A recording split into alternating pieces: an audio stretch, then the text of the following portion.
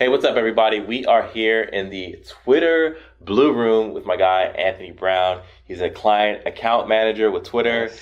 And this is going to be a really fun conversation all about social media, but more specifically, Twitter and how executives can utilize Twitter to build their personal brand and some other fun things that Anthony's an expert at. So I'm going to pick his brain a little bit for your benefit. If we've missed a comment or question that you thought should be on the show, drop a question or comment in the chat or in the comment section, and we'll be sure to get some answers for you. So Anthony, let's start, man. How long have you been at Twitter and what's your role? Yeah, man, I've been at Twitter now I'm approaching month 9 here at Twitter. It's been a wonderful journey. In my role here, I'm a client account manager, really focusing on bringing a lot of different advertisers, brand messaging to the Twitter platform and just allowing them to understand how to utilize our platform in many different ways. Okay, all right. And some of your clients are some of the bigger automotive brands that Yes. that we love, enjoy, and envy, quite honestly. I work closely with brands, just Toyota, Mazda, Kia, Yeah. just to name a few, and of course Lexus as part of the Toyota family, and it's been quite of an experience having an opportunity to just wrap up the Winter Olympics, in which you might know Toyota was a big key sponsor for that, and Toyota just a wonderful client only because, and I say this from experience, is that they look at Twitter as an extension of what they're doing out there. So if you think of the Super Bowl ads, to Lexus, Black Panther activation, all of those conversations, a lot of the reveals all happened on Twitter before it hit any other platform. That's huge. I mean, and Lexus has a huge part in, for those who haven't seen Black Panther, I don't know what you're doing, first of all, but just to, but it had a major role in the movie. And so it's that integration of products being well placed in the content, but also how you're integrating that from an advertising perspective and marketing perspective on social channels. Yeah. I mean, just speaking alone, organically speaking, the Black Panther was the most tweeted movie on Twitter. So just thinking of just that brand association that Lexus has with such a phenomenal release, it helped to lift a lot of their brand's lift along with brand recall. So it was a win-win for Black Panther and advertiser like Lexus. Yeah. Okay. So we've got these big brands that are utilizing Twitter for their purposes. If we were to go back in time, maybe 5 years, 6 years, 7 years, executives would have said, what is social media? Why do I need to use it? It's stupid. It's for kids. But now, in the here and now, social media and Twitter it's a very real thing. And now executives they're trying to put their feet in the water and they don't know how. I mean, I've got stories that I'll get into, but what are some ways and reasons why executives should be on Twitter? You said one thing in your comment. You said social and executives, and what we're sort of now approaching executives as Twitter is a social media platform, but it's now looked at as a news app. So in that sense, social by nature because conversations are happening, but we're also telling executives that, you come to Twitter with a discovery mindset. So, you come to see the world, you come to share the world, and you come to also influence the world. So in that regards, Twitter as a platform is where all executives needs to be to understand breaking news and how to be the first one to sort of hit customers and clients and influencers to be set top of mind as these conversations are growing. So we say all that to say, just dive into the app itself and just understand and see how the conversations are going. Maybe 4 or 5 years ago, there would be more of an emphasis to be a part of the conversations. But I'm always like, hey, you can also take a passive approach. Yeah. And that was sort of my experience as I sort of focus my time back on the platform, was just lurk and get a sense of what was happening as opposed to actively tweeting. Yeah, we live in what I call the Yelp generation, where everyone is giving you a piece of their mind. And Twitter is the perfect place for that. Mm-hmm. Whether it's a way for you as an executive to check in on customer service and see how it's responding to your customers online, whether news comes out about your company and you are trying to identify the sentiment around your brand, you can listen for that. And also from a PR perspective, if crisis hits, being able to have that proactive approach and say, hey, we know this happened. We're here to fix it. Here's some of the things that we're going to do. Those conversations nowadays are happening less on traditional media outlets and more on places like Twitter. Yeah. Yeah, and I agree. You could not have said it any better. Like, one of my favorite executives on the platform, and I'm sure you probably follow him, is Elon Musk. He is the first to really understand what it means as crisis management. And it's not so much a crisis, it's just an honest, open conversations in which executives are having with their clients and consumers on our platform. Yeah. I follow Elon. I'm waiting to get one of those Teslas to show up at my door. So Elon, if you're watching this, you're big on Twitter, so I know you are. You can send that to my office. I'll DM you the address. But no, it is huge. And shifting this to sort of the millennial conversation, and why it would be important for executives to have a presence on Twitter is because a lot of the brand loyalty that millennials have is based on their perception of the brand, of brand leadership.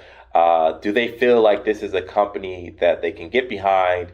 And that conversation also goes back to leadership at the top. And it's like, is this a person that I want to follow? Well, when you've got people like Elon Musk, I follow Charlie Lee of Litecoin, one of the cryptocurrencies.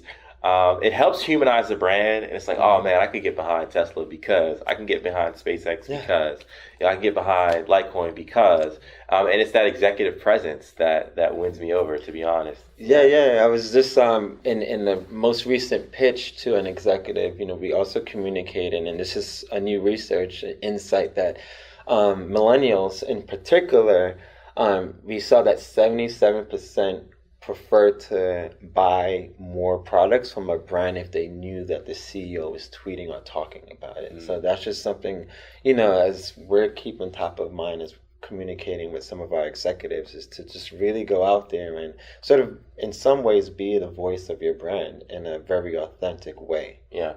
So Twitter, again, we're here with Anthony Brown, who's a client account manager with Twitter. And we're in the blue room of Twitter. A lot of magic happens in this room. You're saying NBA? Yeah. So we recently launched on Twitter, hashtag NBA Twitter, a live content series just around all this happening in the NBA prior to the season wrap. So we had Baron Davis here, Shaq. Baron's a good guy. Baron is a great guy. He's also a California native, so he definitely is very much hands-on and involved in our community here. Right. Shaq is Shaq, right? He's arguably one of the greatest Laker player of all time. So we created this content here in this blue room here, and it's been phenomenal so far. Awesome. So we're having this conversation about executives. We're talking sort of high level for executives that are in major brands. But I would also say that even if you're at a small startup or an entrepreneur, you should be approaching Twitter in similar ways, right? So you should be listening. If people aren't aware of your product or services, that's cool. You can listen for how people are receiving your industry and your competitors, to be quite honest. So do you have any other tips that I'm leaving out for entrepreneurs that are looking to become the next Elon Musk and be well known? Well, I think we touched on this really serving as an authentic voice to your brand. And as I speak to other entrepreneurs, I always tell them, like, when you approach Twitter, approach it almost like a business plan, in a sense where you have a content calendar. You know what I mean? You're starting new, you're trying to figure out how to position myself. And I always say Monday, post about what you're reading. Tuesday, make it about your most business concept that you might have delivered in your day. Wednesday could be a network advice.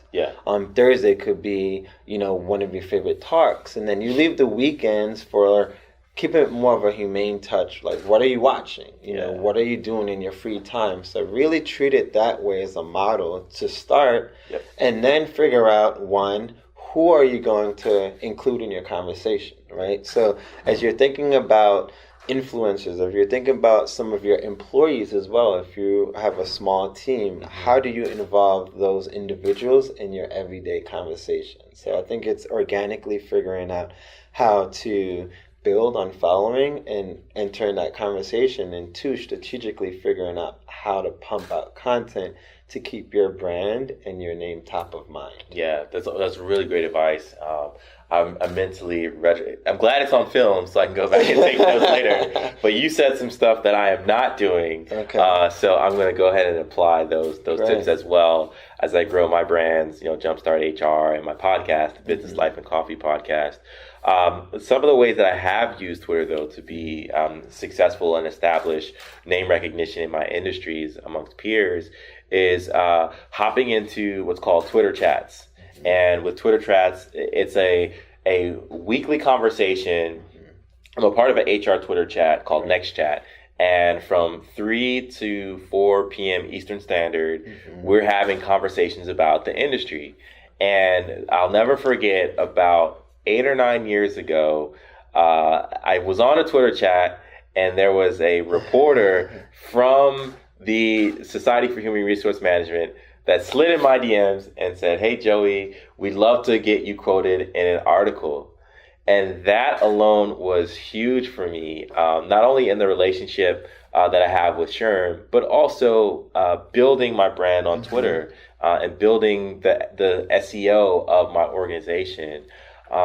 You want to get found, and you could pay PR agencies thousands and thousands of dollars to do that. Or if you're bootstrapping, hop on Twitter, show your passion, show how smart you are about the subject. And that's been something that's worked for me, man. Twitter, I owe a lot of my success to some conversations had on Twitter. Yeah, and to your point, it's also a matter of like a reach. So as a growing brand entrepreneur, folks and business owners are also using the platforms not just to enter these chat rooms, but also bringing real event experience to the platforms. For example, some of our clients, Toyota's president, at CES this past January, which is, I would say, attended by thousands of individuals, they now bought their live press release on the Twitter platform.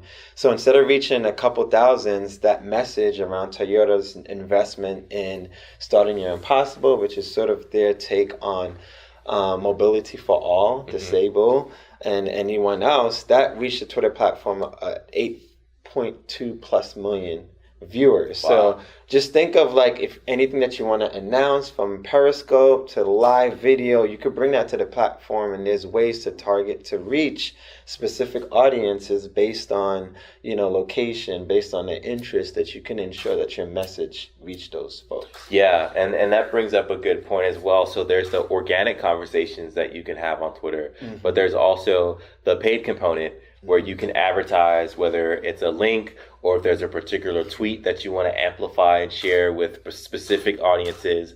I know I've done that as well to drive. Talking like a Twitter employee. Sign me up. Sign me up. I'm trying to get verified. So, but that's coming soon. But I speak authentically about Twitter because it's helped me so much. Coming from a background where I didn't go to a business school, right? I was just a person who was in my industry for a while, figured I could do it better than the people that hired me at other places. And 7 years later, I'm running a successful company and haven't looked back. It's really social media. It's one of the avenues that, older executives may look at it and have said in the past, it's not successful, but it's helped me out a ton. Yeah. So I've exhausted my channels, and especially with Twitter, and so the advertising has been big too. Nice. I mean, how has your experience been over the last couple of years? We understand how instrumental Twitter has been for you, but if you think of, there's a place for Facebook, I always say, there's a place for Instagram, there's a place for Snap. How have you utilized all those other apps, or rather, to sort of build your brand? Yeah, so it's interesting. The conversations that are had on LinkedIn, Twitter, Snap, Facebook, they're all different. So I look at Instagram as my channel for those who are aspirational, right? That's for the people that see me as 1, 2, 3, 12 steps ahead, and they're like, oh man, I want to be like Joey one day. Cool. So that's my channel to like share tips, advice. Facebook, I don't really use it as much, to be honest, but it's a traditional social platform, and I'll go there to share content, share my latest podcast episodes. LinkedIn and Twitter are like neck and neck of where I have conversations with my peers. So LinkedIn, obviously, it's a business platform. It's meant for business. That's where I'm sharing like practical tips. That's where I'm writing blog articles, et cetera, et cetera. And then Twitter is where we talk business, but not in a like formal business room style. It's more like we're at the bar, right? So it's like you got HR nerds at the bar, executives at the bar. Like, yeah, this is the topic we're talking about, but here's why they're doing it wrong, or here's my take on it. So it's a more social media, but it's informal, but it's engaging. So I pick, and then YouTube is something that I'm getting into more and more, because that's the place where you can educate, and that's where the place where you can also give like a behind the scenes type of deal.